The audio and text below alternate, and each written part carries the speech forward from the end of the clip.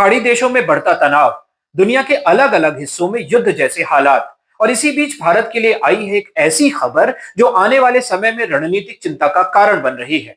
खबर जुड़ी है हमारे पड़ोसी देश चाइना से। कहा जा रहा है कि चीन धीरे धीरे भारत के चारों तरफ अपना रणनीतिक जाल बिछा रहा है, और यह बात सिर्फ राजनीतिक बहस नहीं है, बल्कि भारत के वरिष्ठ सैन्य अधिकारी एयर मार्शल आशुतोष दीक्षित ने भी इस पर खुलकर चेतावनी दी है। We share borders with two nuclear-armed adversaries, China and Pakistan. We are surrounded by smaller but strategically vital neighbors, Nepal, Bhutan, Bangladesh, Myanmar, Sri Lanka and the Maldives. कई अंतरराष्ट्रीय रिपोर्ट और सैन्य विशेषज्ञ भी इस बदलती रणनीति की तरफ इशारा कर रहे हैं। तो सवाल है, क्या सच में चीन भारत को चारों तरफ से घेर रहा है?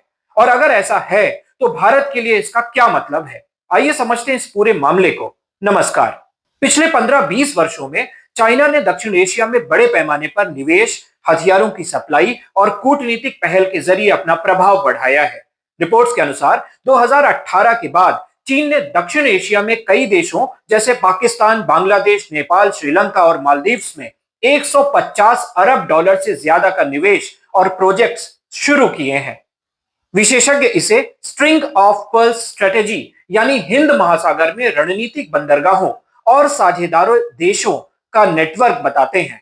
चाइना ने इन देशों में पाकिस्तान के साथ लगभग 23 अरब डॉलर का व्यापार, बांग्लादेश के साथ लगभग 27 अरब डॉलर, श्रीलंका के साथ लगभग 5 अरब डॉलर, नेपाल के साथ लगभग 1.5 अरब डॉलर, यानी भारत के लगभग हर पड़ोसी देश के साथ चीन का आर्थिक संबंध तेजी से बढ़ रहा है। और यह सिर्फ व्यापार तक सीमित नहीं है। चीन इन देशों को इंफ्रास्ट्रक्चर, हथियार, टेक्नोलॉजी और सैन्य ट्रेनिंग भी दे रहा है। भारत के लिए सबसे बड़ी चुनौती चाइना पाकिस्तान पार्टनरशिप मानी जाती है। आज पाकिस्तान चीन के हथियारों का सबसे बड़ा ग्राहक बन गया है। रिपोर्ट्स के अनुसार 2020 से 2024 के बीच चीन के कुल हथियार निर्यात का लगभग 2/3 हिस्सा पाकिस्तान को गया। दोनों देशों के बीच सबसे बड़ा प्रोजेक्ट है चाइना पाकिस्तान इकोनॉमिक कॉरिडोर, यानी CPEC, जिसके तहत अरबों डॉलर के प्रोजेक्ट चल रहे हैं। यह लगभग 3000 किलोमीटर का लंबा आर्थिक कॉरिडोर है, जो चीन के शिनजियांग प्रांत को पाकिस्तान के ग्वादर पोर्ट से जोड़ता है। रणनीतिक रूप से इसका मतलब है, अगर भविष्य में कोई संघर्ष हुआ तो चीन को अरब सागर तक सीधी पहुंच मिल सकती है, यानी भारत के पश्चिमी समुद्री क्षेत्र में एक नई रणनीतिक चुनौती। चीन की संभावित नौसैनिक पहुंच भारत के लिए इसका मतलब साफ है, चीन पाकिस्तान संयुक्त सैन्य सहयोग। विशेषज्ञों के अनुसार इससे भारत के लिए 2 मोर्चे वाले युद्ध की चुनौती बढ़ सकती है। अब बात करते हैं बांग्लादेश की। आज बांग्लादेश चीन के हथियारों का दूसरा सबसे बड़ा ग्राहक बन चुका है। कई रिपोर्ट्स के अनुसार बांग्लादेश के 70% से ज्यादा हथियार चीन से आते हैं। कभी स्वतंत्रता के लिए भारत का एहसानमंद बांग्लादेश भी अब चीन की रणनीति का महत्वपूर्ण हिस्सा बनता जा रहा है। चीन के हथियार निर्यात का करीब 13% हिस्सा बांग्लादेश को जाता है। चीन बांग्लादेश को हथियार और सैन्य इंफ्रास्ट्रक्चर सपोर्ट दे रहा है। चीन पाकिस्तान बांग्लादेश के बीच रणनीतिक सहयोग पर भी चर्चा कर रहा है।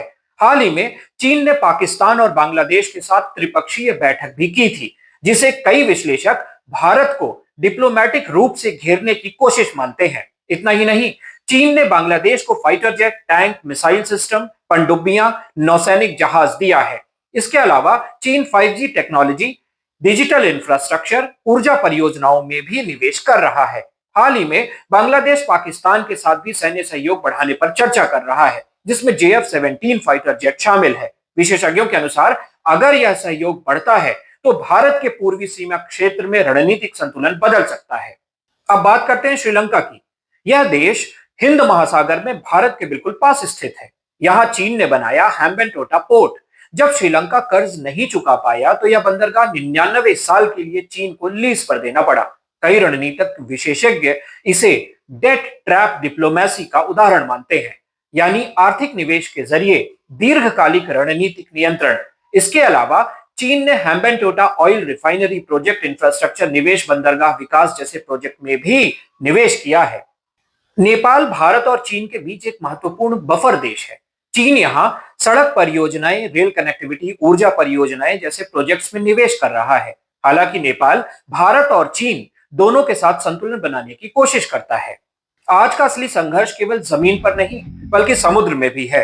हिंद महासागर से गुजरते हैं दुनिया के सबसे बड़े व्यापारिक मार्ग, तेल supply, Asia Europe shipping root. इसीलिए चीन बंदरगाहों का नेटवर्क बना रहा है। विशेषज्ञ इसे कहते हैं स्ट्रिंग ऑफ पर्ल्स स्ट्रेटेजी, यानी हिंद महासागर में रणनीतिक बंदरगाहों की एक श्रृंखला।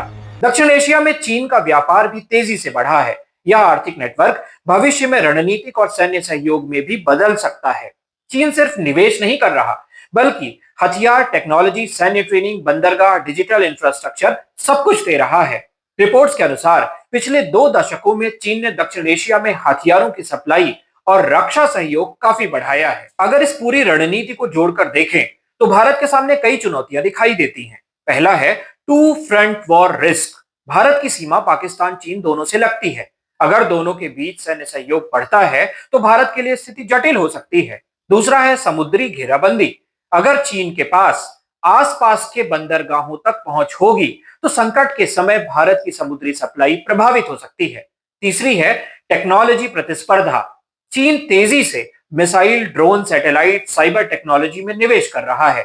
आज का युद्ध सिर्फ जमीन या समुद्र में नहीं, बल्कि अंतरिक्ष में भी लड़ा जा सकता है। रिपोर्ट्स के अनुसार चीन ने हाल ही में सैटेलाइट कॉम्बैट ड्रिल तक की है, जिसमें दुश्मन के सैटेलाइट को ट्रैक और जाम करने की क्षमता दिखाई गई। अगर भविष्य में युद्ध हुआ तो ऐसी तकनीकें कम्युनिकेशन, जीपीएस, मिसाइल गाइडेंस सबको प्रभावित कर सकती हैं। कुछ विशेषज्ञों का मानना है कि हाल के वर्षों में वैश्विक राजनीति जटिल हो गई है। उदाहरण के तौर पर कई बार भारत के पड़ोसी देशों में चीन का प्रभाव बढ़ा है।